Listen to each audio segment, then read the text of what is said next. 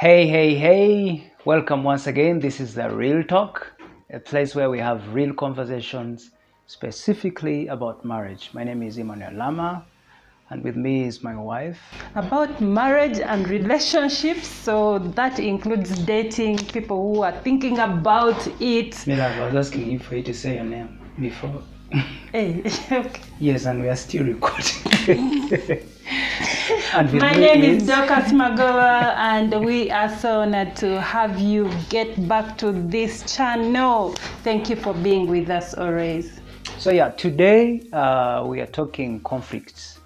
Okay, not because I have a feeling if I say there's this whole thing about when you say conflict resolution, it sounds like like we are going to quote like an arm of social sciences, and no, we're just going to talk about if you're not in marriage as yet. Flash news: conflicts will come. It doesn't matter if you chose the right person. It doesn't matter if you have a saint in your house, married to an angel. Stuff will happen where sparks will fly. So conflicts will come. Yeah. So we thought we could talk about, first of all, what are those things that because in a general sense there are those things that perhaps we could talk about that bring in that spark of all these conflicts, even before we talk about conflict resolution, because you can't now begin nailing out of what causes conflicts in each and every marriage. Yeah. Can you talk a little bit more about some of these things that dig out? I love using examples. So it's not an so one day we were actually coming for shooting. Okay. So he picks a shirt. I'm like, you're not putting it on. He's like, I'm putting it on. You're not putting it on. He's like, I'm putting it on. How come you don't like my choices? I'm like, I am your wife. So that sparked a conflict right there. I remember it was such a heated argument that we did shooting that day, or we didn't actually. Honestly, I didn't remember. And then we didn't talk the whole evening. But Okay. then I think Now I remember. you remember. So small things actually cause conflicts in marriage. It's not only when someone has cheated. It's not only when someone doesn't come home or comes home late. So small things of disagreeing on the basic things at home really some of the things that really cause conflicts. And then you find if they are not handled the right way, it creates like a whole...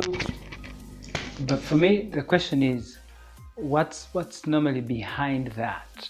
What's normally behind a seemingly petty thing that would otherwise be why I'm asking instantly? As I think one of the things is that there are times, because you remember there is a time we used to really communicate, where we used to be intentional about sit down, we talk, what has been working for you this month, what has not worked for you, where do I need to improve, what is it I can do to really make sure that we are on the same page. Okay. And we had taken some time without actually doing that, because we would talk about everything to the extent we talk about how I dress, how we dress, how we eat, how we take care of children. And then because that would lack, we would find even when you, for example, discipline a child and I don't like the way you're disciplining, I will somehow find a reason to cause a conflict. So the lack of communication really brings conflict in relationships. So, lack of communication. Lack of communication. What else? And the other thing that really usually brings conflict, that has really brought conflict in the past, has been the independent spirit, especially in me. Especially in me. I'm such an independent, annoying spirit. When you say independent, what does that mean? What? Independent in a way, for example, I remember there is a time I would come and tell you I'm traveling to Mbara, like tomorrow. I've known maybe for a week, but somehow I never used to think it's important to actually tell you. So that kind of life, I mean, you're together in this. If I am going to leave, it means there are things you have to forego, either to take care of children or to support in taking care of kids or to give up some appointments you had to stay home or to give up on a trip you had to make sure that one of us is at home. And I think that really caused conflict in a way, which we no longer have because I think we are in a better place. We've been talking, our communication has improved. So the independent spirit. Okay. And then the other thing that has caused conflict in the past, am I the only one who has been conflicting? No, but the other thing that has really caused conflict in the past, I'm saying in the past because we've intentionally been working on our marriage. We've intentionally been learning how to solve these things without letting them destroy us. So the other thing is the fact that we are different. Yeah. He comes from a different background. I come from a different background. I was raised in a different kind of setting. He comes from a nuclear family. Me, I was raised in where my father married many women. So our behaviors actually are different. I remember one of the I don't know if I should share this, but one of the things that actually almost caused us conflict was he comes from a background where your parents' room is a no-go area. Yeah. Now me, I come from a background where my father's room, as long as you're a child, you will access the room. So it will always, like our bedroom would always be open to the kids. So he would keep saying, no, always close the door. Kids should learn to respect the parents' bedroom. Yeah. It is a simple thing really, but the reason it is like that, it was coming from our separate backgrounds. Yeah. So for me, I think those are the things I can really point out. Great.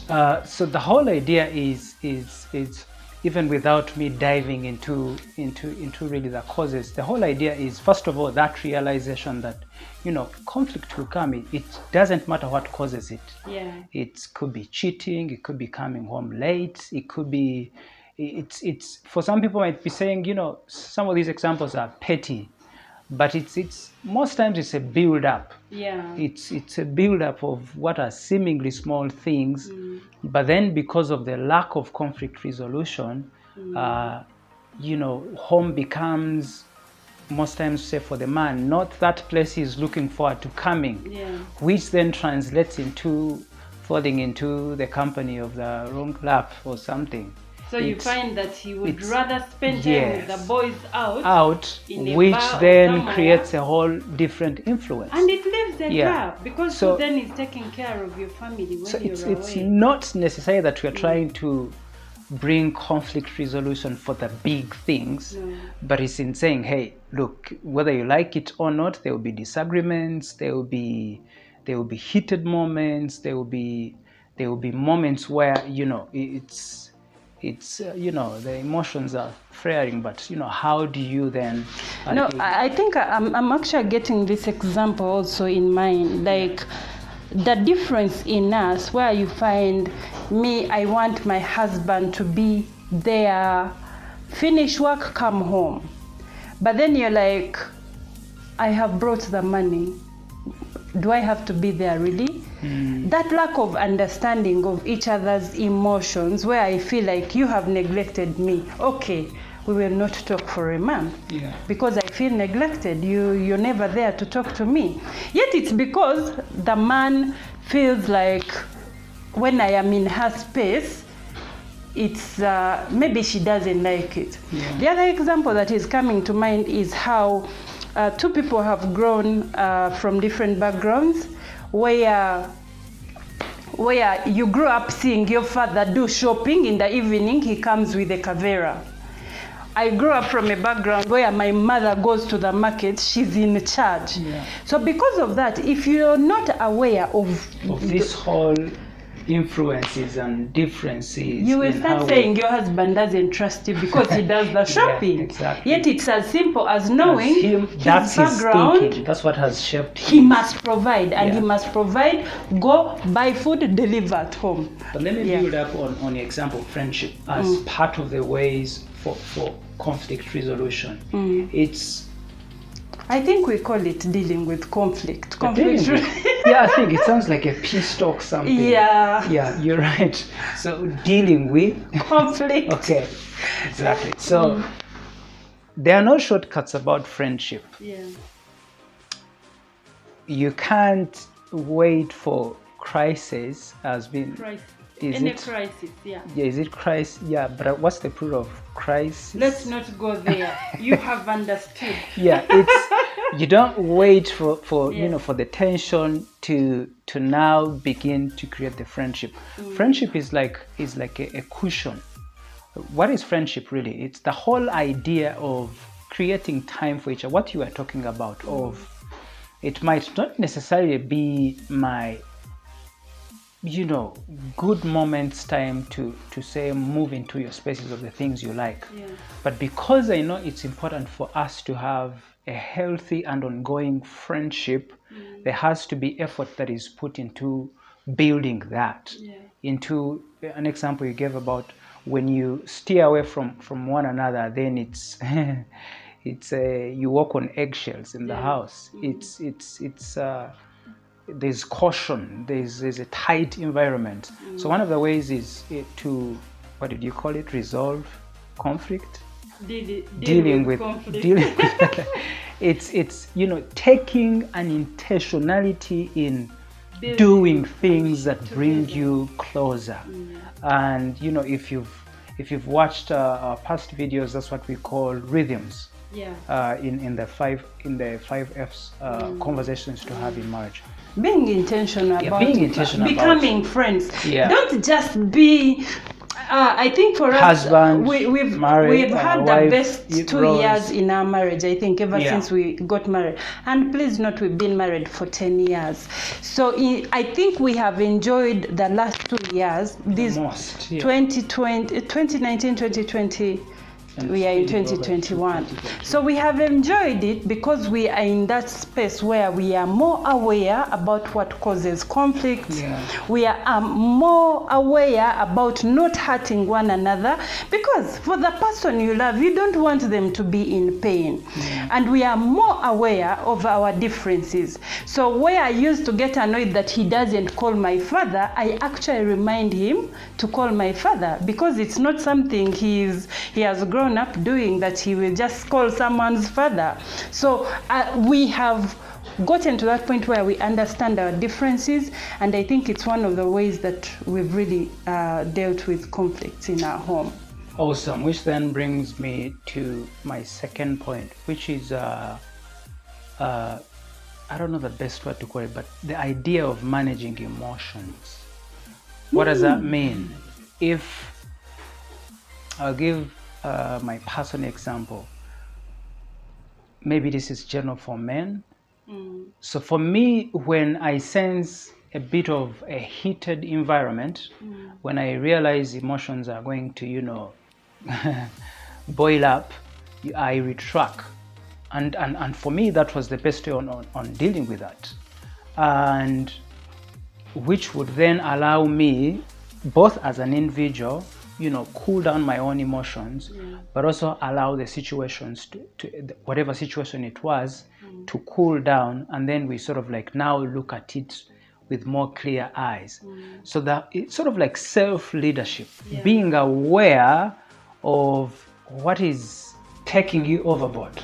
Because man, it's you don't want to tell your spouse words. You cannot overhear things in marriage. You don't want to say especially things negative that you will things. regret. When something is said, it's just a grace of forgiveness and all that. You can't unhear it. And most of the times that we get to I remember at one point when I told you, do you even love me? Yeah. And I think at every point you keep saying, how could you? I remember I went home, there's my corner, it's like a wardrobe away.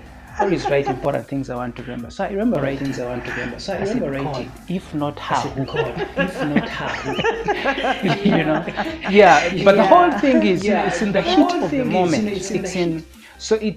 It's wise to retract, allow things to clear out, but also have the conversation, which in a way is my other point of, okay, you retract, but you have to have the conversation, because for me, I think the silent treatment is He used to give me silent treatment for 7 days. Yeah, I'm glad it's used too.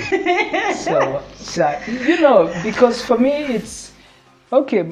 If I am not convinced I was in wrong, then initiate the conversation and say you're sorry. But I've learned it's not who is in the wrong. It's not who is. It's taking the initiative to have the conversation to both benefit. I think for me, I don't know if it's a self-righteous thing. For me, most of the conversations I've had to initiate, I'm still convinced I wasn't in the wrong. But I've had to say, really, for the sake of peace, and it always works out. It has simplified my life. Are you sure you'll be safe when we go home? For the most of this conversation, I'm still convinced I wasn't in the wrong, but I take the initiative to have that conversation. But then the next point is really about where the conflict is really bad, to the extent, maybe even about the specifics of the conflict. It could be infidelity involved. It could be untruth. You've discovered all these details that you never knew about your spouse. So it's also in applying wisdom in realizing that, okay, this might need a third party. So it takes humility now, especially I think for men. For men, we like to men. That's it. We like to take care of things. We are created to sort things out. But I think they are really, really, and sometimes it's not even really about going out to look for that person per se, to be vulnerable to them.